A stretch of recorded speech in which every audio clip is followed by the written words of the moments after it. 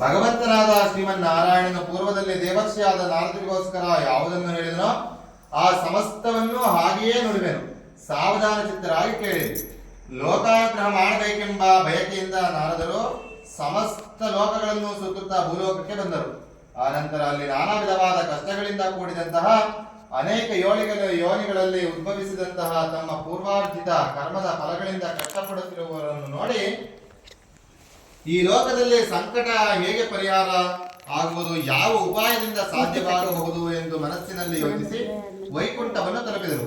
ಅಲ್ಲಿ ಶುಭ್ರವುಳ್ಳವನಾಗಿಯೂ 4 ತೋಳುಗಳುಳ್ಳವನಾಗಿಯೂ ಇರುವ ಕಮಲಾಪತಿಯನ್ನು ಕಂಡು ಎಲೆ ಅನಂತವಾದ ಪರಾಕ್ರಮವುಳ್ಳಂತಹ ವಾಕ್ಮನಸ್ಸುಗಳಿಗೆ ಅಗೋಚರವಾದ ಆಕಾರವುಳ್ಳಂತಹ ಆದಿಯೂ ಮಧ್ಯೆಯೂ ಕೊನೆಯೂ ಇಲ್ಲದಂತಹ ಗುಣಸ್ವರೂಪನಾದಂತಹ ಸಕಲ ಭೂತಗಳಿಗೂ ಮೊದಲನೆಯವನಾದಂತಹ ಭಕ್ತರ ಸಂಕಟವನ್ನು ಹೋಗಲಾಡಿಸತಕ್ಕಂತಹ ಸ್ವಾಮಿಯೇ ನಿನಗೆ ನಮಸ್ಕಾರ ಎನ್ನಲು ಆಗ ನಾರಾಯಣನು ಎಲೆ ನಾರದ ಮಹರ್ಷಿಯೇ, ನಿನ್ನ ಮನಸ್ಸಿನಲ್ಲಿ ಇರುವುದು ಏನು ಅದನ್ನು ಹೇಳಿದರೆ ನಿನಗೆ ತಕ್ಕ ಸಮಾಧಾನವನ್ನು ಹೇಳುವೆನು ಎನ್ನಲು ಆಗ ನಾರದರು ಎಲೆ ಭಕ್ತವತ್ಸಲನೇ, ಭೂಲೋಕದಲ್ಲಿ ಹುಟ್ಟಿದಂತಹ ಸಕಲ ಮಾನವರು ತಮ್ಮ ಪಾಪಕರ್ಮಗಳಿಂದ ದಹಿಸಲ್ಪಡುತ್ತಿರುವವರು.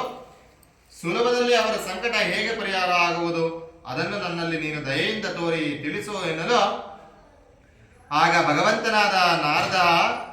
ಭಗವಂತನು ನಾರದನನ್ನು ಕುರಿತು ಪ್ರಪಂಚಾನುಗ್ರಹಾಂಶವುಳ್ಳ ನೀನು ಚೆನ್ನಾಗಿ ಕೇಳಿದೆ. ಯಾವ ಕರ್ಮ ಮಾಡಿದರೆ ಮನುಷ್ಯನು ಅಜ್ಞಾನದಿಂದ ಬಿಡಲ್ಪಟ್ಟು ವಿಮುಕ್ತನಾಗುವನೋ ಆ ರಹಸ್ಯವನ್ನು ಹೇಳುವೆನು ಕೇಳು. ಸ್ವರ್ಗ ಮರ್ತ್ಯ ಲೋಕಗಳಲ್ಲಿ ದುರ್ಲಭವಾದ ಅತಿ ಪುಣ್ಯಕರವಾದ ಒಂದು ವ್ರತವುಂಟು. ಎಲೆ ಮಗುವೆ, ನನಗೆ ನಿನ್ನಲ್ಲಿರುವ ವಾತ್ಸಲ್ಯದಿಂದ ಈಗ ಅದನ್ನು ತಿಳಿಸುವೆನು. ವಿದ್ಯುಕ್ತವಾಗಿ ಸ್ವಲ್ಪವೂ ಲೋಪವಿಲ್ಲದಂತೆ ಸತ್ಯನಾರಾಯಣ ವ್ರತವನ್ನು ಮಾಡಿದ್ದಲ್ಲಿ ಇಹಲೋಕದಲ್ಲಿ ಸಮಸ್ತ ಸುಖವನ್ನು ಅನುಭವಿಸಿ ಪರಲೋಕದಲ್ಲಿ ಮುಕ್ತಿಯನ್ನು ಹೊಂದುವರು ಎಂಬುದಾಗಿ ನುಡಿದ ಭಗವಂತನ ವಾಕ್ಯವನ್ನಾಲಿಸಿದ ನಾರದ ಮಹರ್ಷಿಯು, ಎಲೆ ಜಗದೊಡೆಯನೇ, ಈ ಸತ್ಯನಾರಾಯಣ ವ್ರತವನ್ನು ಮಾಡಲು ಫಲ ಏನು, ಇದರ ವಿಧಾನವೆಂತೆಂದು, ಯಾರಿಂದ ಪೂರ್ವದಲ್ಲಿ ಈ ವ್ರತವು ಆಚರಿಸಲ್ಪಟ್ಟಿತೋ ಈ ವ್ರತಾಚರಣೆಗೆ ಕಾಲ ಯಾವುದು, ಇವೆಲ್ಲವನ್ನು ವಿಸ್ತಾರವಾಗಿ ಹೇಳಬೇಕೆಂದು ಕೇಳಿದ. ನಾರದರಿಗೆ ಭಗವಂತನು ಹೇಳಿದನು, ಈ ವ್ರತವು ಶೋಕಾದಿಗಳನ್ನು ಪರಿಹರಿಸುವುದು, ಧನ ಧಾನ್ಯಾದಿಗಳನ್ನು ಸಮೃದ್ಧಿಪಡಿಸುವುದು, ಸಕಲ ಸೌಭಾಗ್ಯ ಸಂತಾನಗಳನ್ನುಂಟು ಮಾಡುವುದು, ಎಲ್ಲಾ ಕಡೆಯಲ್ಲಿಯೂ ಜಯವನ್ನುಂಟು ಮಾಡುವುದು.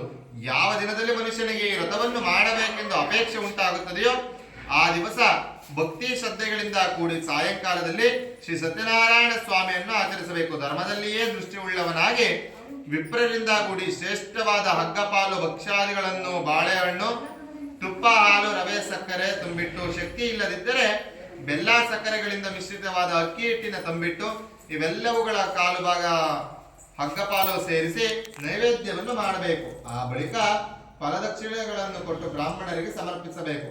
ಕೊನೆಗೆ ಕಥೆಯನ್ನು ಕೇಳಬೇಕು. ಆನಂತರ ಬಂಧುಗಳಿಗೂ ಇಷ್ಟ ಮಿತ್ರರಿಂದ ಕೂಡಿ ಭೋಜನವನ್ನು ಮಾಡಿಸಿ ತಾನೂ ಭೋಜನವನ್ನು ಮಾಡಬೇಕು. ಈ ರೀತಿಯಲ್ಲಿ ಶ್ರೀ ಭಗವಂತನ ವ್ರತವನ್ನು ದೇವಾಲಯದಲ್ಲಿ, ನದಿ ತೀರದಲ್ಲಿ ಮೊದಲಾದ ಪ್ರದೇಶಗಳಲ್ಲಿ ಮಾಡಿದ ಬಳಿಕ ನೃತ್ಯ ಗೀತಾದಿಗಳಿಂದ ಸ್ವಾಮಿಯನ್ನು ಧ್ಯಾನಿಸಿ ಸ್ವಗ್ರಹವನ್ನು ಕುರಿತು ಬರಬೇಕು.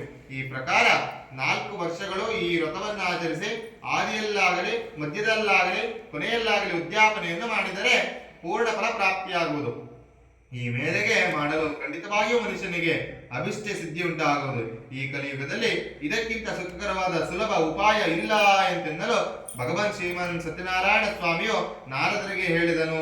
ಶೌನಕಾದಿ ಸೂತ ಮಹರ್ಷಿಗಳು ಹೇಳಿದರು ಎಂಬಲಿಗೆ 1ನೇ ಅಧ್ಯಾಯವು ಸಮಾಪ್ತವಾದದ್ದು. ಭಗವಾನ್ ಶ್ರೀ ಸತ್ಯನಾರಾಯಣ ಸ್ವಾಮಿ ಆಧಾರವಿಂದ ಗೋವಿಂದ.